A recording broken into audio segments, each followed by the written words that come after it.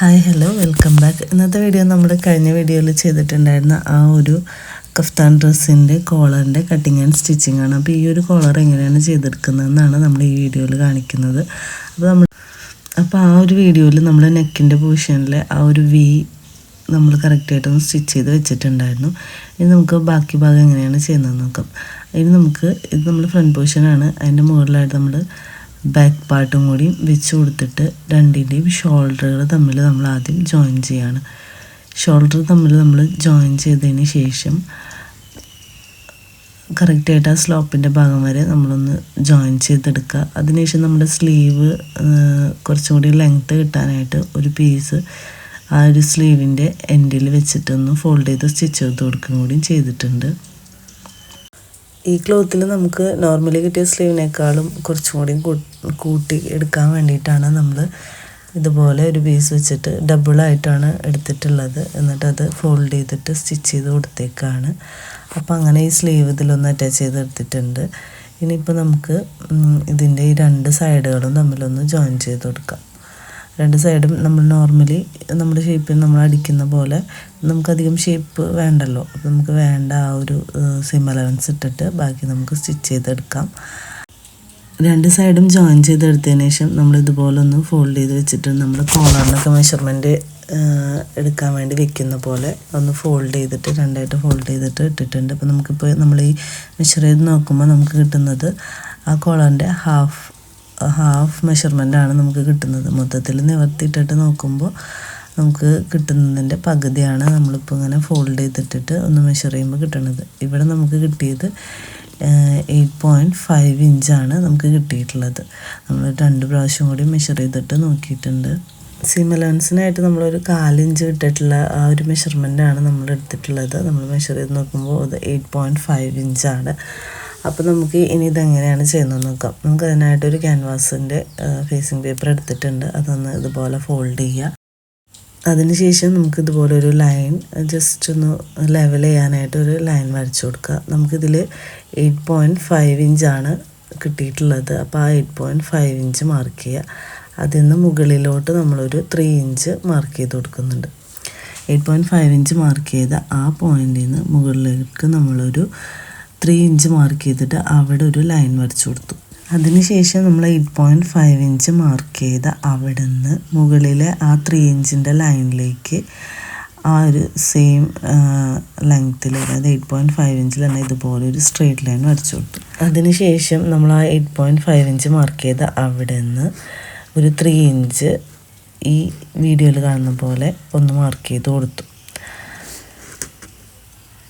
അതിനുശേഷം നമ്മൾ മുകളിൽ ഷർട്ട് കോളറാണ്. അപ്പോൾ പുറത്തേക്കൊരു കോൺ ഷേപ്പ് നിൽക്കാൻ വേണ്ടിയിട്ട് ഒരു 3/4 ഇഞ്ച് മുകളിൽ ആ വീഡിയോയിൽ കാണുന്ന പോലെ ഒന്ന് മാർക്ക് ചെയ്യുക. അതുപോലെ തന്നെ താഴത്തെ 8.5 ഇഞ്ചിൻ്റെ ആ ലൈനിലും നമ്മളൊരു 3/4 ഇഞ്ച് മാർക്ക് ചെയ്തിട്ട് ഈ പുറത്തേക്ക് നമ്മൾ മാർക്ക് ചെയ്ത 3/4 ഇഞ്ചും ഈ 3/4 ഇഞ്ചും തമ്മിലൊന്ന് ജോയിൻ ചെയ്ത് കൊടുക്കുക. സ്കിപ്പ് ചെയ്യാതെ കറക്റ്റായിട്ട് വീഡിയോ കണ്ടാലാണ് നമുക്കിത് ക്ലിയറായിട്ട് മനസ്സിലാവുള്ളൂ. ഇനി അതിനുശേഷം നമ്മൾ നേരത്തെ ഒരു 3 ഇഞ്ചിൽ മാർക്ക് ചെയ്ത അവിടെ നിന്ന് ഈ ഒരു ലൈനിലേക്ക് നമുക്ക് ഈ ഒരു ഷേപ്പ്, ഈ ഒരു കർവ് ഷേപ്പ് പോലെ വരച്ചു കൊടുക്കാം. നമുക്ക് വേണമെങ്കിൽ ഈ ഒരു ആം ഹോൾ കർവ് വെച്ചിട്ടും ഇത് വരച്ചു കൊടുക്കാം. ഞാനിപ്പോൾ റഫായിട്ടൊന്ന് വരച്ച് കൊടുത്തതാണ്. അപ്പോൾ ഇതുപോലെ നമ്മൾ വരച്ചു കൊടുത്തു കഴിഞ്ഞാൽ ഇത്രയേ ഉള്ളൂ ഈ ഒരു കോളറിൻ്റെ കട്ടിങ്. നമ്മുടെ കോളറിൻ്റെ ആ ഒരു മെഷർമെൻറ്റ് എത്രയാണോ, റൗണ്ട് എത്രയാണോ കിട്ടിയത് അതിന് നമ്മൾ ആ റൗണ്ട് മാർക്ക് ചെയ്തിട്ട് ഇതേ സെയിം ഒരു മെത്തേഡ് നമുക്ക് ഫോളോ ചെയ്യുകയാണെങ്കിൽ കറക്റ്റായിട്ട് കിട്ടും. ഇപ്പോൾ നമ്മൾ മെഷർ ചെയ്ത് നോക്കിയാൽ നമുക്ക് 8.5 ഇഞ്ച് തന്നെ നമുക്ക് കിട്ടിയിട്ടുണ്ട്.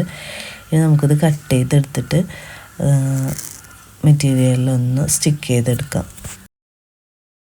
വളരെ സിമ്പിളായിട്ട് നമുക്ക് ചെയ്യാൻ പറ്റുന്നൊരു ഷർട്ട് കോളറിൻ്റെ കട്ടിങ്ങും ആണ് ഇപ്പോൾ ഇതിൽ കാണിക്കുന്നത്.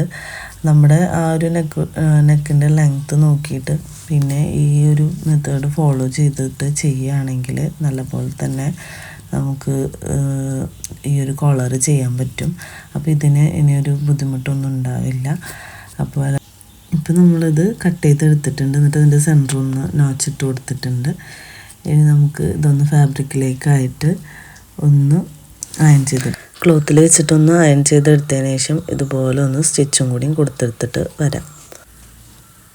ഇപ്പം നമ്മളതൊന്ന് അയൺ ചെയ്ത് സ്റ്റിച്ച് ചെയ്തെടുത്തിട്ടുണ്ട്. അതിനുശേഷം ആ ഫേസിങ് പേപ്പർ വന്നിട്ടുള്ള ആ ഭാഗം ഒന്ന് ആ ഫേസിങ് പേപ്പറിലേക്കായിട്ട് വെച്ചിട്ടൊന്ന് അയൺ ചെയ്ത് കൊടുക്കുകയും ചെയ്തിട്ടുണ്ട്. ഇനി നമുക്കിതൊന്ന് മറിച്ച് കൊടുക്കാം. ഈ ഒരു ഫേസിങ് പേപ്പറുള്ള ഭാഗത്തെ ആ ക്ലോത്ത് നമുക്കതിൽ വെച്ചിട്ട് ഗമ്മ് വെച്ച് ഒട്ടിച്ച് കൊടുത്താലും മതി. ഞാനിപ്പോൾ ഇത് അയൺ ചെയ്തപ്പോൾ കുഴപ്പമില്ലാതെ നിൽക്കുന്നുണ്ടായിരുന്നു.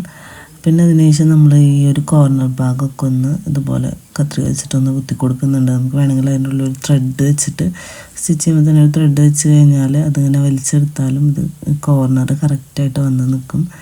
ഞാനിപ്പോൾ ഇതിങ്ങനെയാണ് എടുത്തിട്ടുള്ളത്.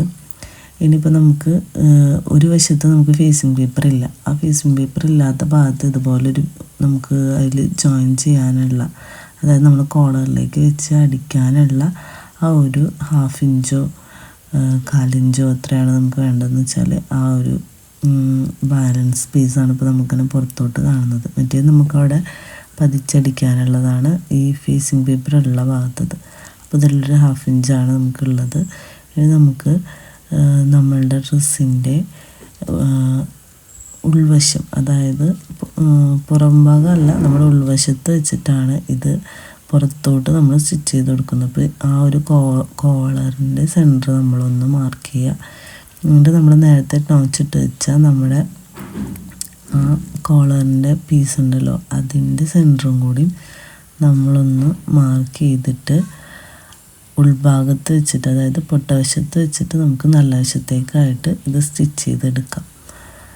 ഇതുപോലെ നിവർത്തി വയ്ക്കുക. എന്നിട്ട് ഈ ഒരു വീഡിയോയിൽ കാണുന്ന പോലെ ഉൾവശത്താണ് ഇപ്പോൾ നമ്മൾ ഈ കോളർ സ്റ്റിച്ച് ചെയ്ത് കൊടുക്കാൻ പോകുന്നത്. ഫേസിങ് ഉള്ള ഭാഗം നമ്മൾ പുറത്തോട്ടാണ് സ്റ്റിച്ച് ചെയ്ത് വരുമ്പോൾ വരാം. അപ്പോൾ ഇപ്പോൾ നമ്മളത് സ്റ്റിച്ച് ചെയ്തെടുത്തതിന് ശേഷം ഇതുപോലെ ആ ഫേസിങ് ഉള്ള ഭാഗം മുകളിൽ വെച്ചിട്ട് ഒന്ന് പതിച്ച് സ്റ്റിച്ച് ചെയ്ത് കൊടുക്കുകയാണ്. ഇത്രയേ ഉള്ളൂ ഈ ഒരു കോളർ സ്റ്റിച്ച് ചെയ്യാനായിട്ട്. അപ്പോൾ വീഡിയോ സ്കിപ്പ് ചെയ്യാതെ കണ്ടാൽ എല്ലാവർക്കും സിമ്പിളായിട്ട് ചെയ്തെടുക്കാൻ പറ്റുന്ന ഒരു കോളർ തന്നെയാണ്. അപ്പോൾ എല്ലാവരും ട്രൈ ചെയ്ത് നോക്കാം. സ്റ്റിച്ച് ചെയ്ത് കഴിഞ്ഞിട്ട് എന്താണ് നമ്മൾ ത്രെഡ് കട്ട് ചെയ്യാത്തതെന്ന് തോന്നുന്നുണ്ടാവും. അത് നമ്മുടെ ഈ പുതിയ മെഷീനിലുള്ള ഓപ്ഷനാണ്.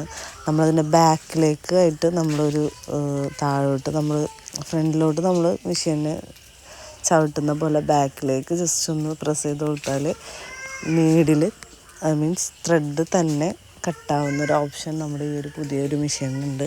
വളരെ യൂസ്ഫുള്ളായിട്ട് തോന്നിയിട്ടുണ്ട്. അപ്പം ഇങ്ങനെയാണ് ഇതിന് കളർ കട്ട് ചെയ്തെടുത്തിട്ടുള്ളത്. മെഷീൻ്റെ ഡീറ്റെയിൽഡ് വീഡിയോ ഞാൻ വേറൊരു ദിവസം ചെയ്യാം. അപ്പോൾ എല്ലാവർക്കും ഇഷ്ടമായിട്ടുണ്ടാവുമെന്ന് വിചാരിക്കുന്നു. ഇഷ്ടപ്പെട്ട എല്ലാവരും ലൈക്ക് ചെയ്യുക, ഷെയർ ചെയ്യുക, കമൻറ്റ് ചെയ്യുക. കൂടുതൽ വീഡിയോസിനായിട്ട് നമ്മുടെ ചാനലൊന്ന് സബ്സ്ക്രൈബ് ചെയ്ത് സപ്പോർട്ട് ചെയ്യുക. പിന്നെ എന്തെങ്കിലും ഡൗട്ട്സ് ഉണ്ടെങ്കിൽ കമൻസിൽ ചോദിക്കാം. പിന്നെ എന്തെങ്കിലും കസ്റ്റമൈസേഷൻ ഉണ്ടെങ്കിൽ നമ്മളെ കോൺടാക്റ്റ് ചെയ്യുക. അപ്പോൾ പുതിയ വീഡിയോ ആയിട്ടൊക്കെ വരാം. അതുവരേക്കും എല്ലാവർക്കും ബൈ. Thank you.